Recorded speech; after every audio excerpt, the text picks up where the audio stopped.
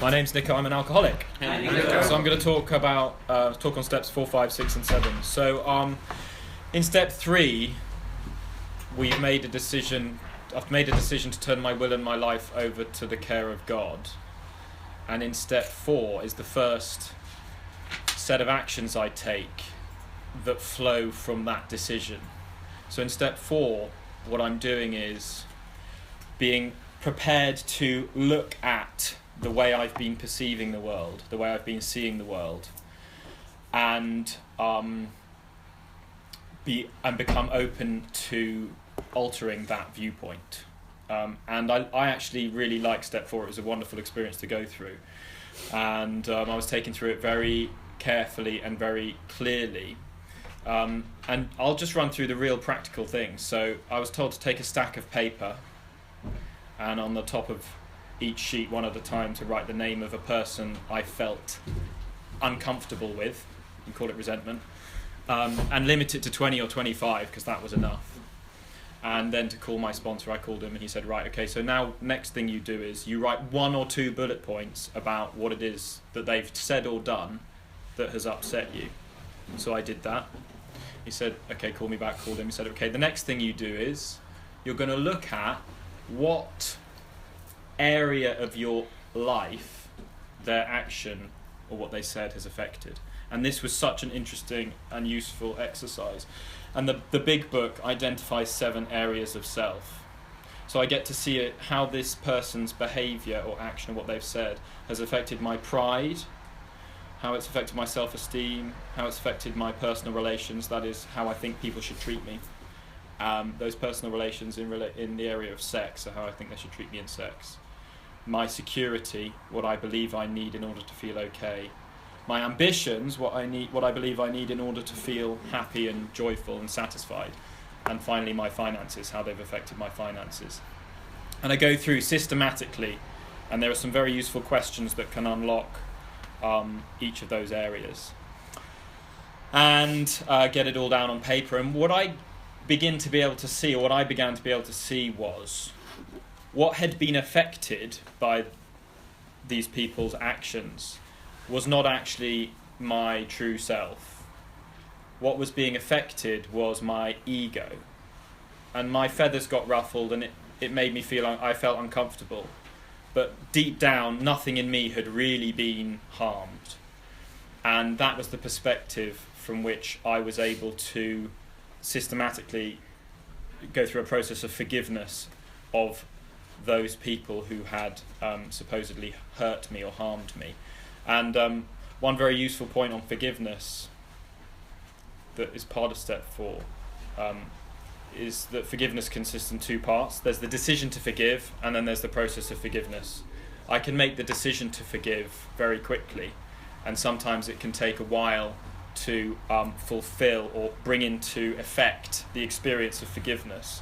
In my case, the longest it took me to kind of activate forgiveness for someone was probably about 3 or 4 days of praying, asking God, please show me that this person may not have been fully spiritually well.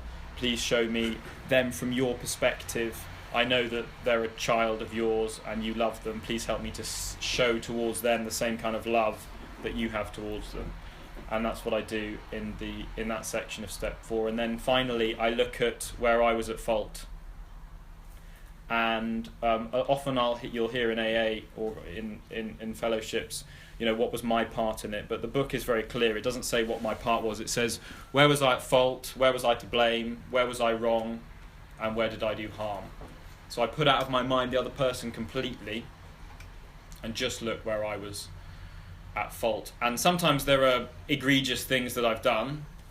And often it's just holding on to the resentment, not being forgiving, and that sort of thing. And then in step 5, I share all of that stuff with my sponsor and with a couple of other people. And in practice, what I did was, as I was going through the step 4, I was sharing it with my sponsor. And as I was going through the step 4, I was sharing it with other people, so that it wasn't this massive chunk of stuff all to be shared at the end. And when I'm doing my step 5, what I'm seeking to do is I'm seeking to identify the patterns in my thinking, and I'm seeking to identify the particular twists which are unhelpful to me. So, I don't necessarily need to read out the whole thing word by word. And my sponsor said to me, so what patterns are you seeing? And I said, well, with this person, this person, this person, and this person, these similar resentments have come up, and they've affected me in these similar ways. Okay, great, let's look at that. And then, whereas with these people, I'm getting this kind of reaction. And so I go through like that. And it was a really wonderful experience. And, I had a real good laugh at myself with some friends, with some colleagues in AA, because they had similar experiences. And by the time I'd done it the third time, I really felt quite free. And it says in the book, having done that, we sit quietly for an hour and thank God from the bottom of our hearts that we know him better. And I follow that instruction. And it says, we are now on the broad highway, walking hand in hand. So I begin to have an experience of God in my life. So in step 3, I make a decision to turn my will and my life over to God. In step 4, I look at the things that are blocking me off. In step 5, I start to loosen up or start to get rid of those things that are blocking me. And at the end of step 5, I can really feel the experience of God in my life, and it's a wonderful, experience to be in. And then in step 6 and 7, I've heard this described as a kind of fulcrum of the steps. So in step 3, I've made a decision to turn my will and my life over to the care of God. In steps 6 and 7, I'm recommitting. I'm recognising that not only is alcohol a problem, not only will alcohol block me off from God, but all my other so-called defects of character will block me off. And now I'm saying, well, I've had this experience. I now have an experience of being connected to God. I'm now willing that everything else that's blocking me off from God, I'm willing to let go of that as well. And I'm willing to I'm willing to let God take that away from me too. And step 6, I just have to become willing.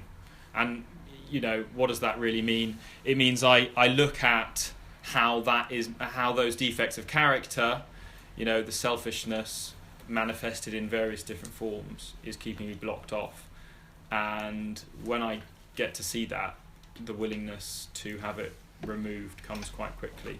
In step 7, I get down on my knees and I say, God, please remove these defects of character. And then, how do those get removed? Well, they get removed actually in proceeding through the steps. So I'm at step 8 next, and into step 9. And it's in the process of continuing to be of service to other people, and being willing to go to the end of the steps that I really have those defects removed. That's all I've got to say on that. Thank you.